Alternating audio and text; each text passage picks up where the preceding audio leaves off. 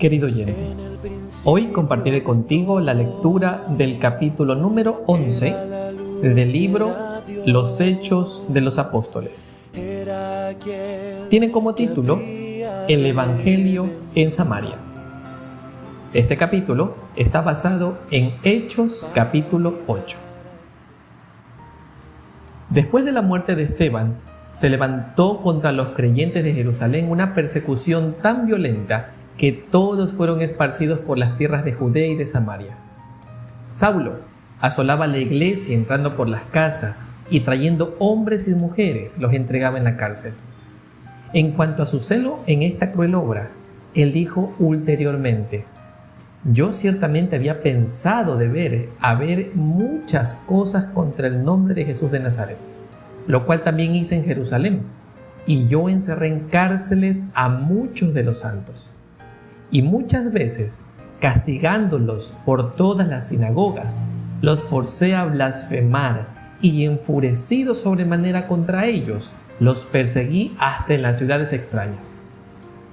Por las palabras de Saulo, cuando eran matados, yo di mi voto. Puede verse que Esteban no era el único que sufrió la muerte. En este tiempo de peligro, Nicodemo confesó sin temor su fe en el Salvador crucificado. Nicodemo era miembro del Sanedrín y con otros había sido conmovido por la enseñanza de Jesús. Al presenciar las maravillosas obras de Cristo, se había apoderado de él la convicción de que ese era el enviado de Dios. Por cuanto era demasiado orgulloso para reconocer abiertamente su simpatía por el maestro Galileo, había procurado tener una entrevista secreta. En esa entrevista, Jesús le había expuesto el plan de la salvación y su misión en el mundo. Sin embargo, Nicodemo había seguido vacilante. Ocultó la verdad en su corazón y por 3 años hubo poco fruto aparentemente. Pero aunque Nicodemo no había reconocido públicamente a Cristo, repetidas veces había desbaratado en el Sanedrín las maquinaciones de los sacerdotes de destruirlo. Cuando al fin Cristo fue crucificado, Nicodemo recordó las palabras que le había hablado en la entrevista nocturna en el Monte de los Olivos. Como Moisés levantó la serpiente en el desierto, así es necesario que el Hijo del Hombre sea levantado. Y vio en Jesús al Redentor del mundo. En compañía de José de Arimatea, Nicodemo había sufragado los gastos de la sepultura de Jesús. Los discípulos habían temido mostrarse abiertamente como seguidores de Cristo, pero Nicodemo y José habían acudido osadamente en su auxilio. La ayuda de estos hombres ricos y honrados era grandemente necesaria en esta hora de tinieblas. Ellos habían podido hacer por su Señor muerto lo que hubiera sido imposible para los pobres discípulos, y su riqueza e influencia los habían protegido, en gran medida, de la malicia de los sacerdotes y gobernantes. Cuando los judíos trataron de destruir la naciente iglesia, Nicodemo salió en su defensa. Libre ya de la cautela y dudas anteriores, estimuló la fe de los discípulos y empleó su riqueza en ayudar a sostener la iglesia de Jerusalén y en llevar adelante la obra del Evangelio. Aquellos que en otros días le habían rendido homenaje, ahora le despreciaban y perseguían, y llegó a ser pobre en los bienes de este mundo. No obstante, no vaciló en la defensa de su fe. La persecución que sobrevino a la iglesia de Jerusalén dio gran impulso a la obra del Evangelio. El éxito había acompañado la administración de la palabra en este lugar, y había peligro de los discípulos de que permanecieran demasiado tiempo allí, desatendiendo la comisión del Salvador de ir a todo el mundo. Olvidando que la fuerza para resistir el mal se obtiene mejor mediante el servicio agresivo, comenzaron a pensar que no tenían ninguna obra tan importante como la de proteger a la iglesia de Jerusalén de los ataques del enemigo. En vez de enseñar a los nuevos conversos a llevar el Evangelio a aquellos que no lo habían oído, corrían el peligro de adoptar una actitud que indujera a todos a sentirse satisfechos con lo que habían realizado. Para dispersar a sus representantes, donde pudieran trabajar para otros, Dios permitió que fueran perseguidos. Ahuyentados de Jerusalén, los creyentes iban por todas partes anunciando la palabra. Entre aquellos a quienes el Salvador había dado la comisión, id y adoctrinad a todos los gentiles, se contaban muchos de clase social humilde, hombres y mujeres que habían aprendido a amar a su Señor y resuelto seguir su ejemplo de abnegación y servicio. A estos humildes hermanos, así como los discípulos que estuvieron con el Salvador durante su ministerio terrenal, se les había entregado un precioso cometido. Debían proclamar al mundo la alegre nueva de la salvación por Cristo. Al ser esparcidos por la persecución, salieron llenos de celo misionero. Comprendían la responsabilidad de su misión. Sabían que en sus manos llevaban el pan de vida para un mundo famélico, y el amor de Cristo los movía a compartir este pan con todos los necesitados. El Señor obró por medio de ellos. Doquiera iban, sanaban los enfermos y los pobres oían la predicación del Evangelio. Felipe, uno de los 7 diáconos, fue de los expulsados de Jerusalén. Felipe, descendiendo a la ciudad de Samaria, les predicaba a Cristo, y las gentes escuchaban atentamente unánimes las cosas que decía Felipe, oyendo y viendo las señales que hacía. Porque de muchos que tenían espíritus inmundos salían estos, y muchos paralíticos y cojos eran sanados, así que había gran gozo en aquella ciudad. El mensaje de Cristo a la samaritana, con la cual había hablado junto al pozo de Jacob, había producido frutos. Después de escuchar sus palabras, la mujer había ido a hombres de la ciudad y les había dicho: venid, ved un hombre que me ha dicho todo lo que he hecho. ¿Si quizá es este el Cristo? Ellos fueron con ella, oyeron a Jesús y creyeron en él. Ansiosos de oír más, le rogaron a Jesús que se quedase con ellos. Por 2 días él se detuvo allí, y creyeron muchos más por la palabra de él. Y cuando sus discípulos fueron expulsados de Jerusalén, algunos hallaron seguro asilo en Samaria. Los samaritanos dieron la bienvenida a estos mensajeros del Evangelio, y los judíos convertidos recogieron una preciosa mies entre aquellos que habían sido antes sus más aceros enemigos. La obra de Felipe en Samaria tuvo gran éxito, y alentado por ello, solicitó ayuda de Jerusalén.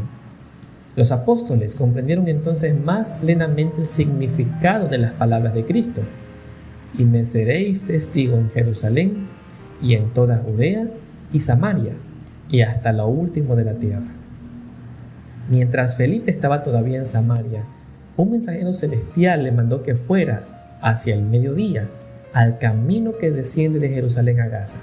Entonces él se levantó y fue. No puso en duda el llamamiento ni vaciló en obedecer, porque había aprendido a conformarse con la voluntad de Dios. Y he aquí un etíope, eunuco, gobernador de Candace, reina de los etíopes, el cual era puesto sobre todos sus tesoros y había venido a adorar a Jerusalén. Se volvía sentado en su carro y leyendo el profeta Isaías. El etíope era hombre de buena posición y amplia influencia. Dios vio que, una vez convertido, comunicaría a otros la luz recibida y ejercería poderoso influjo en favor del Evangelio. Los ángeles del Señor asistían a este hombre que buscaba luz y le atraían al Salvador. Por el ministerio del Espíritu Santo, el Señor lo puso en relación con quien podía conducirlo a la luz. A Felipe se le mandó que fuese al encuentro del etíope y le explicase la profecía que iba leyendo. El Espíritu dijo: llégate y júntate a este carro. Una vez cerca, preguntó Felipe al eunuco: ¿entiendes lo que lees? Y él dijo: ¿y cómo podré si alguno no me enseñare? Y rogó a Felipe que subiese y se sentase con él. El etíope leía la profecía de Isaías referente a Cristo, que dice: como oveja a la muerte fue llevado, y como cordero mudo delante del que lo trasquila. Así no abrió su boca. En su humillación su juicio fue quitado, mas su generación, ¿quién la contará? Porque es quitada de la tierra su vida. El eunuco preguntó: ¿de quién el profeta dice esto? ¿De sí o de otro alguno? Entonces Felipe le declaró la gran verdad de la redención. comenzando desde dicho pasaje de la Escritura, le anunció el Evangelio de Jesús. El corazón del etíope se conmovió de interés cuando Felipe le explicó las Escrituras, y al terminar el discípulo, el hombre se mostró dispuesto a aceptar la luz que se le daba. No alegó su alta posición mundana como excusa para rechazar el Evangelio. Y yendo por el camino, llegaron a cierta agua, y dijo el eunuco: «He aquí agua, ¿quién impide que yo sea bautizado?». Y Felipe dijo: «Si crees de todo corazón, bien puedes». Y respondiendo dijo: «Creo que Jesucristo es el Hijo de Dios». Y mandó parar el carro, y descendieron ambos al agua, Felipe y el eunuco, y bautizóle. Y como subieron del agua, el Espíritu del Señor arrebató a Felipe, y no le vio más el eunuco, y se fue por su camino gozoso. Felipe, empero, se halló en Azoto, y pasando, anunciaba el Evangelio en todas las ciudades hasta que llegó a Cesarea. Este etíope simboliza una numerosa clase de personas que necesita ser enseñada por los misioneros como Felipe. Esto es por hombres que escuchen la voz de Dios y vayan a donde Él los envíe. Muchos leen la Escritura sin comprender su verdadero sentido. En todo el mundo hay hombres y mujeres que miran fijamente el cielo.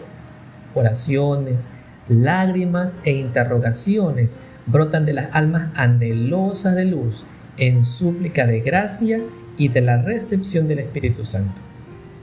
Muchos están en el umbral del reino esperando únicamente ser incorporados en él. Un ángel guió a Felipe, a uno que anhelaba luz y estaba dispuesto a recibir el Evangelio. Hoy también los ángeles guiarán los pasos a aquellos obreros que consientan en que el Espíritu Santo santifique sus lenguas y refine y ennoblezca sus corazones. El ángel enviado a Felipe podría haber efectuado por sí mismo la obra en favor del etíope, pero no es tal el modo que Dios tiene que obrar. Su plan es que los hombres trabajen en beneficio de sus prójimos. En la comisión dada a los primeros discípulos se hayan incluido los creyentes de todas las edades. Todo el que aceptó el Evangelio recibió una verdad sagrada para impartirla al mundo. El pueblo fiel de Dios fue siempre constituido por misioneros activos que consagraban sus recursos al honor de su nombre y usaban sabiamente sus talentos en su servicio. La abnegada labor de los cristianos del pasado debería ser para nosotros una lección objetiva y una inspiración. Los miembros de la Iglesia de Dios deben ser celosos de buenas obras, renunciar a las ambiciones mundanales y caminar en los pasos de aquel que anduvo haciendo bienes. Con corazones llenos de simpatía y compasión, han de ministrar a los que necesitan ayuda y comunicar a los pecadores el conocimiento del amor del Salvador. Semejante trabajo requiere empeñoso esfuerzo, pero produce una rica recompensa. Los que se dedican a él con sinceridad de propósito verán almas ganadas al Salvador, porque la influencia que acompaña el cumplimiento práctico de la comisión divina es irresistible. Tampoco recae únicamente sobre el pastor ordenado la responsabilidad de salir a realizar la comisión evangélica. Todo el que ha recibido a Cristo está llamado a trabajar por la salvación de sus prójimos. Y el Espíritu y la esposa dicen: ven. Y el que oye diga: ven. A toda la iglesia incumbe el deber de dar esta invitación. Todo el que la ha oído ha de hacer repercutir este mensaje por montes y valles. Ven. Es un error fatal suponer que la obra de salvar almas depende solamente del ministerio. El humilde y consagrado creyente a quien el Señor de la viña le ha dado preocupación por las almas debe ser animado por los hombres a quienes Dios ha confiado mayores responsabilidades. Los dirigentes de la Iglesia de Dios han de comprender que la comisión del Salvador se da a todo el que cree en su nombre. Dios enviará a su viña a muchos que no han sido dedicados al ministerio por la imposición de manos. Cientos, sí, miles que han oído el mensaje de salvación están todavía ociosos en las plazas, cuando podrían estar empleados en algún ramo de servicio activo. A los tales Cristo les dice: ¿por qué estáis aquí todo el día ociosos? Y añade: id también vosotros a mi viña. ¿Por qué muchos más no responden al llamado? ¿Es porque se consideran excusados por el hecho de no predicar desde el púlpito? Ojalá entiendan que hay una gran obra que debe hacerse fuera del púlpito por miles de consagrados miembros laicos. Largo tiempo ha esperado Dios que el espíritu de servicio se posesione a la iglesia entera, de suerte que cada miembro trabaje por él según su capacidad. Cuando los miembros de la iglesia de Dios efectúen su labor señalada en los campos menesterosos de su país y del extranjero, en cumplimiento de la comisión evangélica, pronto será amonestado el mundo entero, y el Señor Jesús volverá a la tierra con poder y grande gloria, y será predicado este evangelio del reino en todo el mundo, por testimonio a todos los gentiles, y entonces vendrá el fin.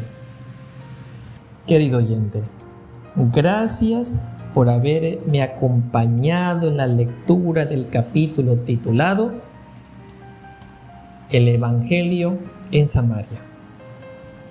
Que nuestro Creador y Redentor te bendiga.